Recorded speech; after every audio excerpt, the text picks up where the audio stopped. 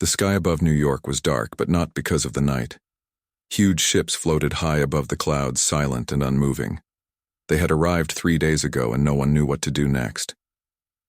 People on Earth had seen stars and space for a long time, but never like this, never with something watching them so closely. The ships were silver and smooth, shaped like eyes, big ones, and they did not blink. On the ground, leaders from across the world gathered in a tall building in Geneva. Inside, the air was cool and tense. Cameras rolled as President Lisa Grant stood up. She looked tired but strong. "We have received their message," she said. "They call themselves the Xeric Concord. They say they come in peace."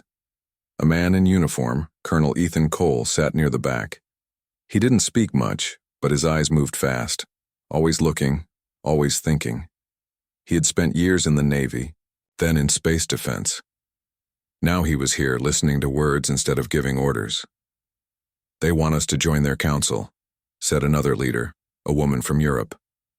"They promise protection and knowledge, but also rules. Rules we didn't agree to," someone else muttered. In the corner of the room, Dr. Maya Simmons watched the screen showing the alien ships. She was a linguist, one of the best. She had been trying to understand their language since the first signal came through. It wasn't easy. The Xeric spoke in pulses, not sounds. Colors, not letters. They thought differently. "They are not asking," she finally said. "They are telling." Everyone turned to her. "Their message is clear. They expect us to obey. Not talk. Not decide. Obey." Silence filled the room. Outside, people gathered in the streets. Some cheered, hoping for a better future. Others shouted, angry at being watched. Children pointed at the sky. Scientists took notes. Soldiers waited. Ethan stood up. "If they think we're just going to fall in line," he said, voice low, "they don't know us very well." President Grant looked at him. "What would you suggest?" He shook his head. "Not sure yet, but I know one thing. If they think humans are easy to control, they're about to learn the hard way." Above them all, the alien ship stayed still, watching, waiting. But so were the humans. The days after the alien ships arrived were filled with talk. Meetings, speeches, and news reports filled the air. But on the streets, people were getting angry. They didn't like being watched. In Washington, Colonel Ethan Cole sat in a small room with a few officers. The lights were low, and the walls were bare. They had seen the same videos over and over. Footage of the Xeric ships dropping strange objects into Earth's orbit. "Those aren't peace gifts," Ethan said, pointing at the screen. "Those are eyes in the sky." One of the officers nodded. "We think they're scanning us, mapping our cities, tracking movement, maybe even listening." Dr. Maya Simmons walked in, holding a tablet. She looked tired but sharp. "I've decoded more of their message," she said. "There's something they didn't tell us." Everyone leaned in. "Buried deep in their code," she went on, "is a rule. If we join their council, we give up control of our weapons, our AI systems, and our space travel." "So it's not joining," one officer muttered. "It's surrender." President Lisa Grant was trying to keep the peace. She spoke on TV every night, telling people to stay calm. But not everyone listened. Protests grew in the cities. Some people cheered for the aliens, hoping for new tech and better lives. Others burned effigies of the Xeric ships. In secret, Ethan and his team began making plans. Just in case. Then came the order from the Xeric envoy, Commander Velik Tar. He sent a message directly to President Grant. "Hand over your defense networks or face correction." "Correction?" Ethan asked when he heard. "That sounds like a fancy word for invasion." Maya checked the translation again. Her face went pale. "It's worse," she said. "The word they used, in their language, correction means forced re-education, or extinction." Silence fell over the room. That night, the world changed. Without telling the public, the United Earth Council met in secret. They voted. 1 yes, 1 no, and 1 tie broken by the president herself. "If they want war," she said, "we'll be ready." Operation Black Horizon was now active. On the next day, as the sun rose over New York, people looked up and saw something new. A satellite was falling, then another, then a flash in the sky, silent at first, then followed by a wave of light. The war had begun. The sky above Earth lit up with fire and smoke as the first hits landed. Not from enemy ships, but from Earth's own weapons. Old nuclear warheads wrapped in scrap metal and new tech, shot into orbit like angry fists. The Zirac had not expected this. Their satellites, cold, silent watchers, were the first to go. Hit by surprise, they exploded in flashes of white, light. Some fell in pieces over oceans. Others burned up before anyone on the ground could see them fall. Commander Galactic stood aboard his ship, high above the Pacific. He watched the data stream in, his many eyes blinking fast. Confusion filled his screen. "This is not possible," he said, voice calm but tight. "They do not have this kind of power." His officers did not answer. They were too busy trying to re-establish control. On the ground, Ethan Cole sat in a dark room beneath Colorado Springs. Maps and feeds filled the walls. He didn't smile, but his eyes showed something close to pride. "We took out 6 of their eyes," one officer said. 2 more are damaged." "Good," Ethan replied. "Now let's make sure they don't get a clear view of what's next." In cities across the world, people looked up. Some cheered, others prayed. Kids asked questions adults couldn't answer. President Lisa Grant stood alone in her office looking at a live feed from Geneva. The Galactic Council was already meeting. Voices rose in panic and anger. "Earth has broken the peace," one alien leader shouted. "No," another said. "They have made their choice." Dr. Maya Simmons sat in front of a glowing screen, reading messages sent by the Zirac after the attack. She saw patterns forming, tones shifting from calm to cold. "They're scared," she whispered. Her assistant looked up. "What?" "Not of us winning," she said, eyes wide, "but of what we might become." Above it all, Commander Galactic sent a message back to his homeworld. Short, sharp, filled with meaning. "Earth is not ready for order," he wrote. "They must be reset." Back in the command center, Ethan got the report. "Zirac fleet is moving," an analyst said. "They're coming here." "Then we better be ready," Ethan said. He stood up, walked to the map, and pointed at a line drawn around the planet. "Tell every base, every soldier, every pilot, this is our world, and we don't give up easy." Outside, the wind blew hard across the plains. Inside, the lights stayed on, and the war moved forward. The news spread fast across the stars. Earth had struck first, not with words or warnings, but with fire and steel. In the halls of the Galactic Council, voices rose in shock and anger. Species that had never heard of Earth before now studied its name. Some called it brave. Others called it stupid. "This is not how it works," said a tall insect-like diplomat from the Valari Union. "No planet defies the Zirac and lives," but others were not so sure. A small, moss-covered alien from the outer colonies watched the footage again. He saw the way Earth's weapons moved, how they hid, how they hit hard and disappeared. "They are not stupid," he said quietly. "They are different." Back on Earth, people braced for what came next. Schools closed.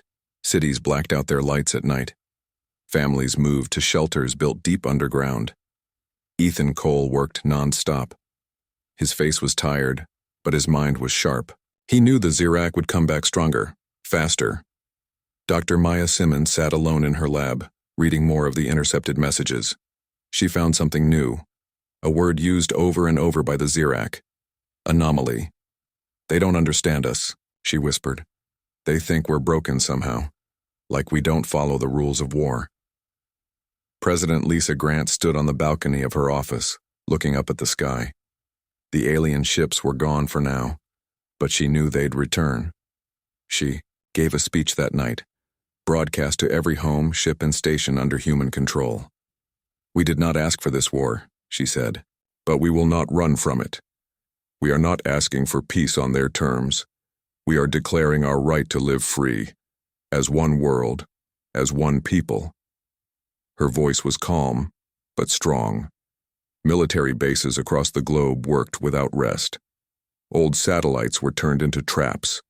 Mines were hidden near moons. Drones were sent into deep space waiting for targets. And then, the message came. Commander Veliktar spoke through a cold screen in Ethan's command center. His eyes were dark, his voice colder. You have made your choice. Now you will see ours. The feed cut off. A few hours later, sensors picked up movement near Mars. The Zirak fleet had returned. Bigger. Darker. Ready. Ethan looked at his team. They think we'll break, he said. Let's show them what happens when you push humans too far. On the surface, people prayed. In space, soldiers waited, and the stars above Earth lit up with the glow of warships drawing closer. The Zirak fleet entered the Sol system like a storm made of metal and light. More than 50 ships, dark and silent, moved in perfect lines toward Earth. They expected little resistance. They were wrong. Deep in the space above Jupiter, hidden, mines waited. Not bombs in the old sense. These were gravity traps. Small, hard to see, and deadly. When the lead Zirak ships passed too close, the mines activated. Space itself seemed to twist for a moment. Warp lanes collapsed. Engines failed mid-flight. One ship slammed into another, then another. Chaos spread like fire through dry grass. On Earth, Ethan Cole watched from the command center. His face was still, but his eyes were sharp. Welcome to the neighborhood, he muttered. From hidden bases on the moon and orbiting stations near Mars, human drones launched. Hundreds of them, fast, smart, and filled with old war tech that had been rebuilt and sharpened. They hit the Zirak from all sides, not with huge beams or loud explosions, but with speed, noise, and confusion. Some drones carried nothing but shrapnel. Others sent out false signals, making it seem like there were more ships than there really were. Commander Veliktar stood frozen on his bridge, watching screens flicker and die. This is not possible, he said. Their attacks have no pattern. His officers tried to respond, but the damage was done. Their sensors were blind in places, their weapons locked onto ghosts. A civilian freighter, once used for hauling cargo between Earth and Mars, flew straight at a Zirak destroyer.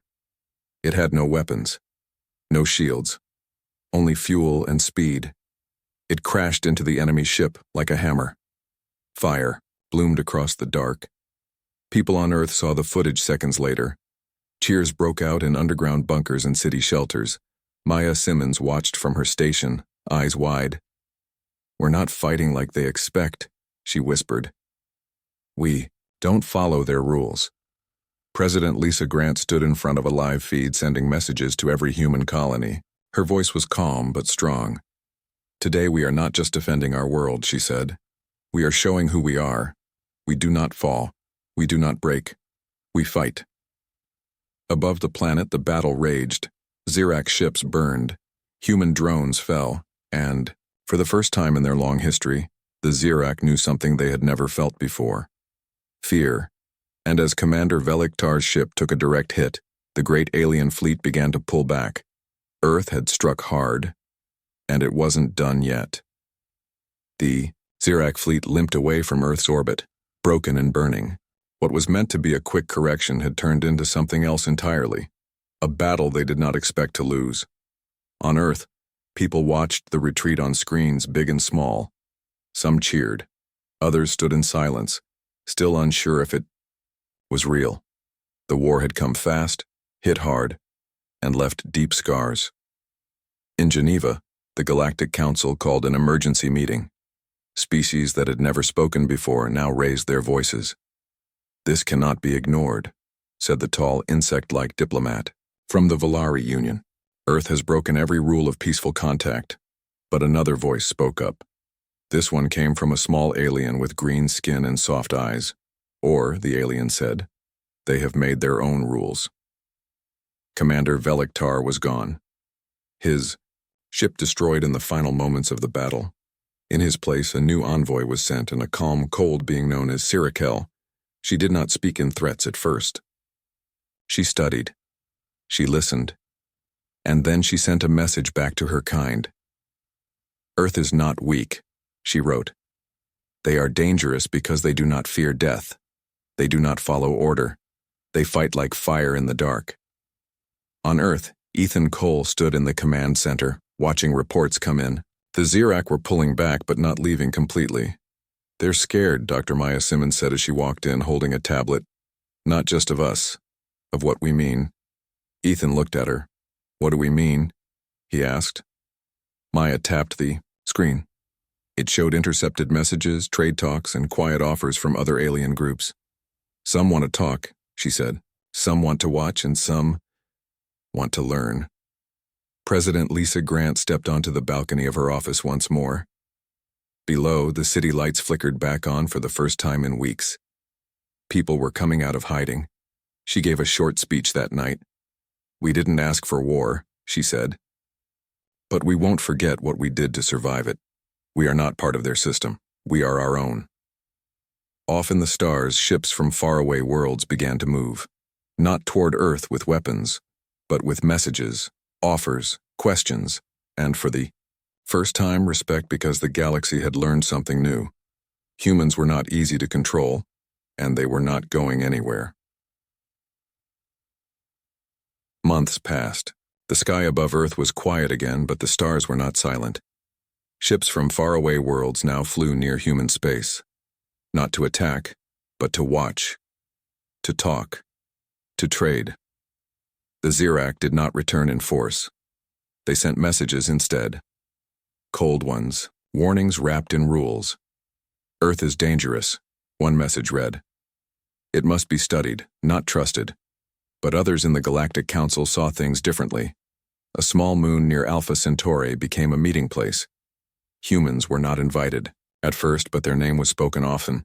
They fight like animals, said one diplomat, but they win.